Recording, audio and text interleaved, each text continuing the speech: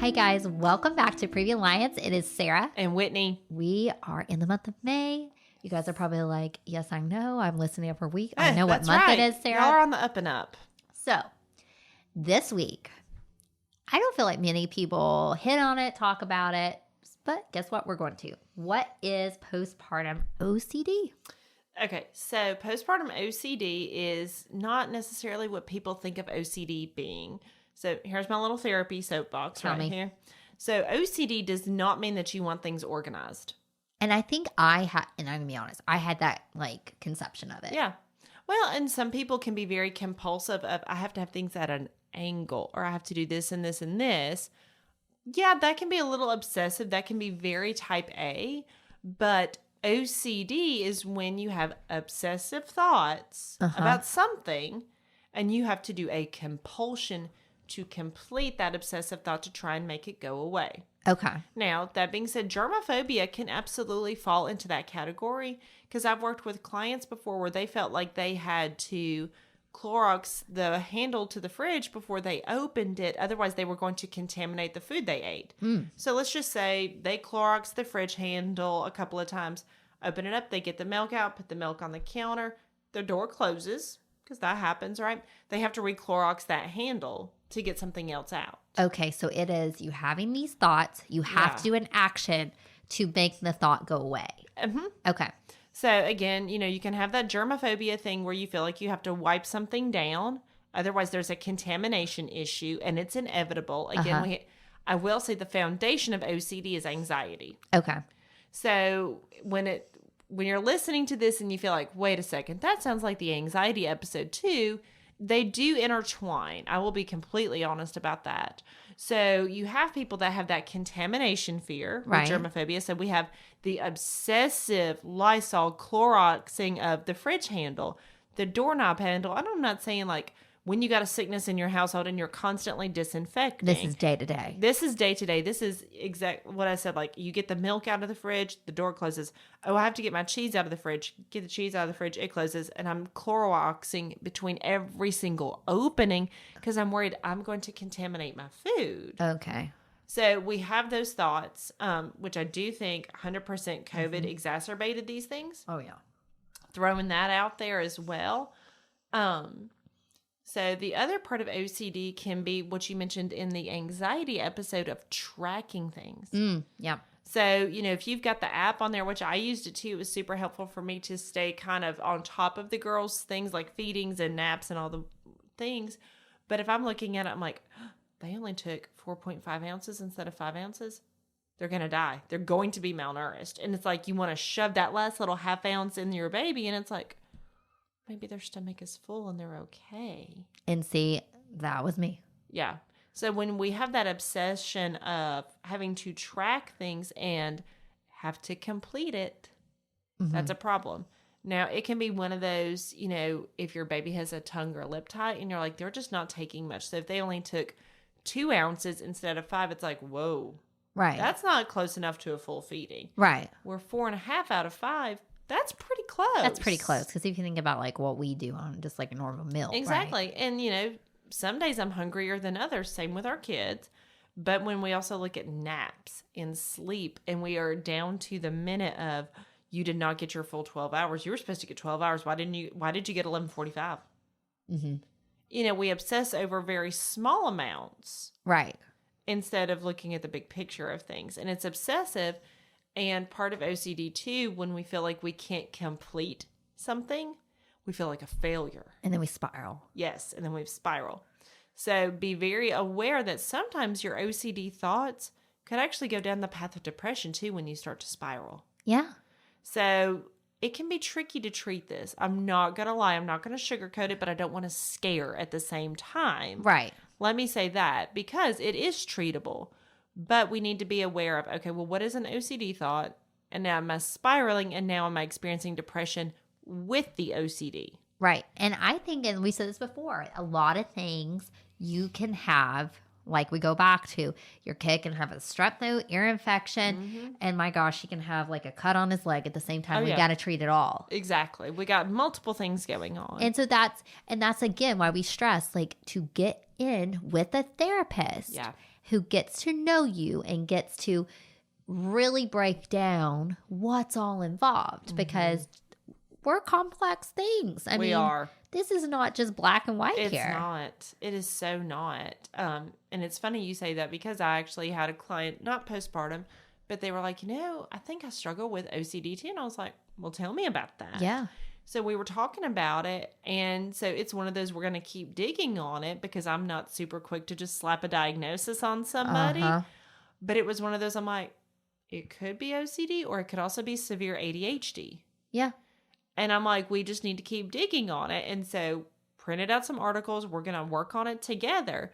So have those open conversations with your therapist because that's what we're here for. Right. But an example from one of my friends, after her first daughter was born, she had to take a shower after each breastfeeding session. Oh. Had to. Now, mind you, she was a great producer. Like, she enjoyed breastfeeding. Like, it was a good thing for her. But she always said that she felt so dirty and had to take a shower after each breastfeeding session. So she had that obsessive thought. Of I'm dirty, I'm dirty, I'm dirty. She had to complete it. Mm-hmm. But with an action. Yeah, with an action, she had to go take that shower, and she was fine until the next session. Well, we all know newborns can cluster feed. Like, how we're do you talking manage like, that? I don't even know, 20, 30, 40. I mean, how do you manage that in the middle of the night? I mean, you and can't. So therein, we already have sleep deprivation as a really key point in the postpartum time frame.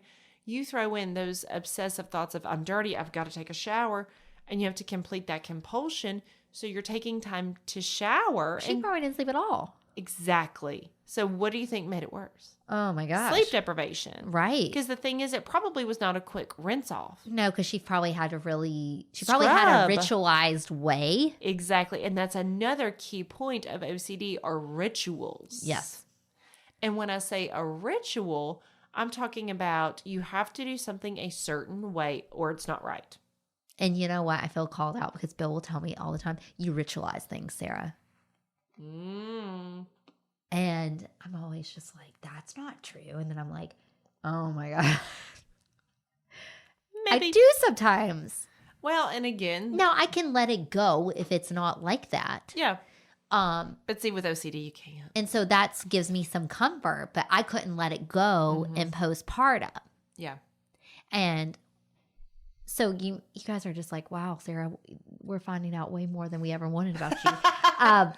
But all that's to share is that I am decently out of the immediate postpartum period. And there's still things that I am working through of. That's right. So open and honest book here, for better or worse. But at least at Previa, we call it like it is. We're honest. We do. And I think, again, people don't want to share this because it's shameful. Yeah. They're scared. And OCD can also be a very scary place to be. Yeah. Because it can be very confusing. You don't know why your brain is having all of these thoughts. You don't know why you have to complete these compulsions and obsessive thoughts. So you're scared. Yeah. Because you don't understand what's happening and you want it to stop, but you can't make it stop on your own. And how do you explain that? Because I'm sure at some point her husband, her partner was like, why are you getting into the shower every single time? Or, well, and it was one of those, I know he worked outside of the home a good amount, like would travel and stuff for work. So I don't know that he knew the full extent. Because he might have just thought, let's be honest, because like he might have just been like, oh, you feed the baby. Sometimes the baby had my boys both had reflux. They threw it up on me. And and you had to get in the shower. So he may have been like, okay, it's that. Yeah. But in her head it was, no, I'm dirty, I'm dirty, I'm dirty.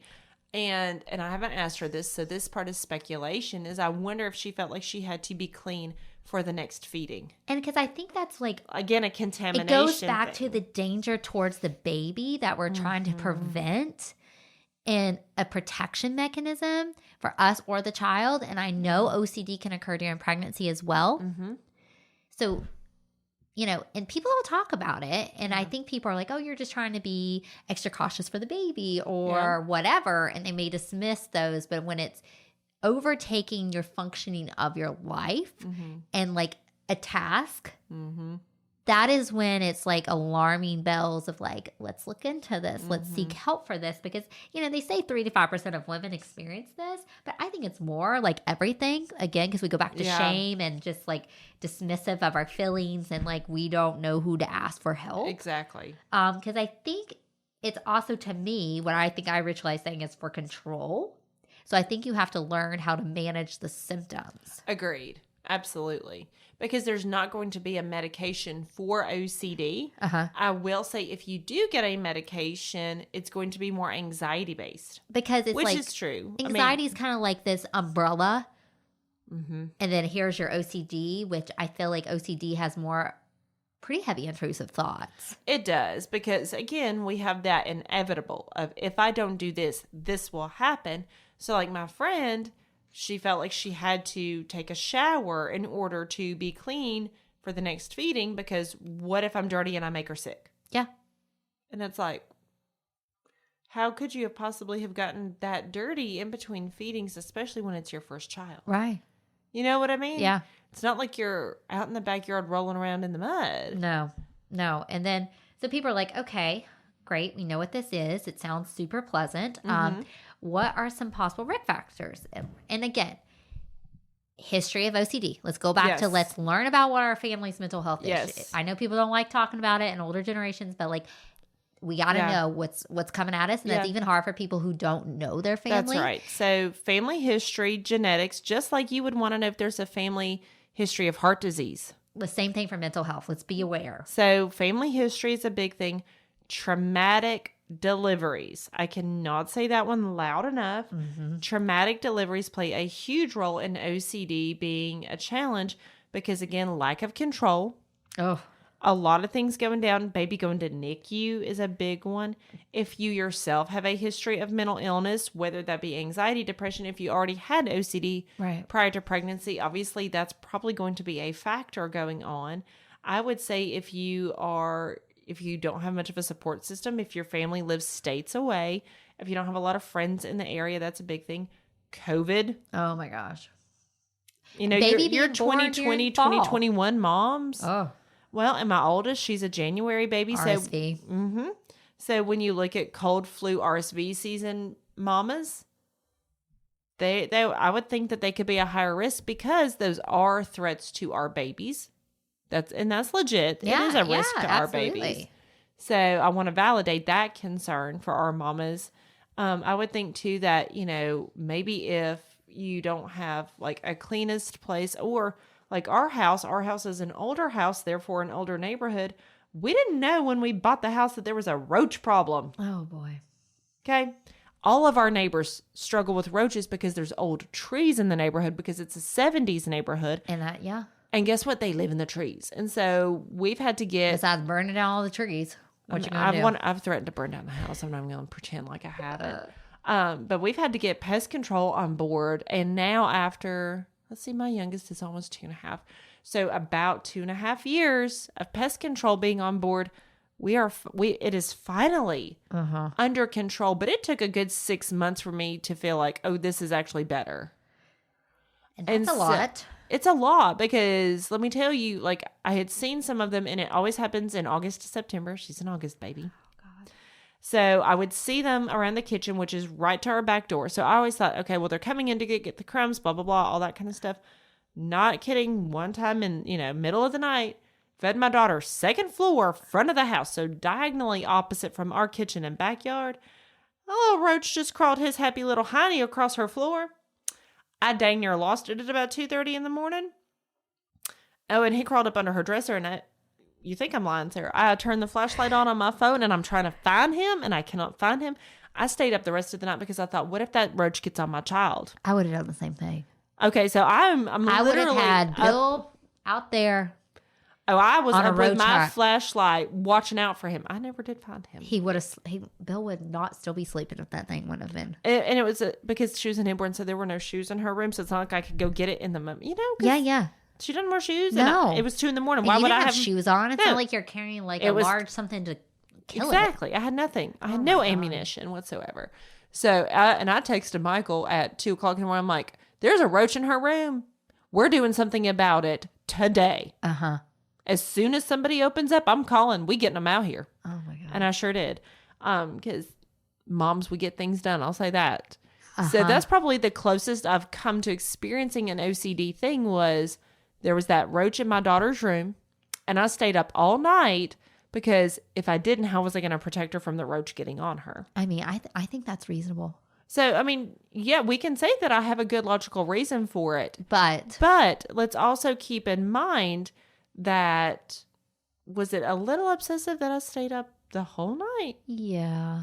But A little, yes. I And did that sleep deprivation help me? no, the sleep deprivation made you not be able to rationalize anything. Correct. So that's where, do I think that I had postpartum OCD? Probably not. Did I have a little flavor of it right then? I sure did. And I think you can have flavors of a mixture of these topics, Yeah. like we said before, and that's the whole point of therapy is you can, if you had an established relationship and you say, hey, and I come in, say I'm you, I'm like, so we had a roach issue and this is what's happening. That therapist is going to know baseline, right? And be like, okay, Yeah. now we'll tuck that one in we need to explore more if we hear Yeah. this So that being continuing. said, again, if it's maybe not the cleanest house, but that was your option when you were looking for housing, if you deal with bugs, that OCD risk factor through the roof. I mean, even I think just huge unmet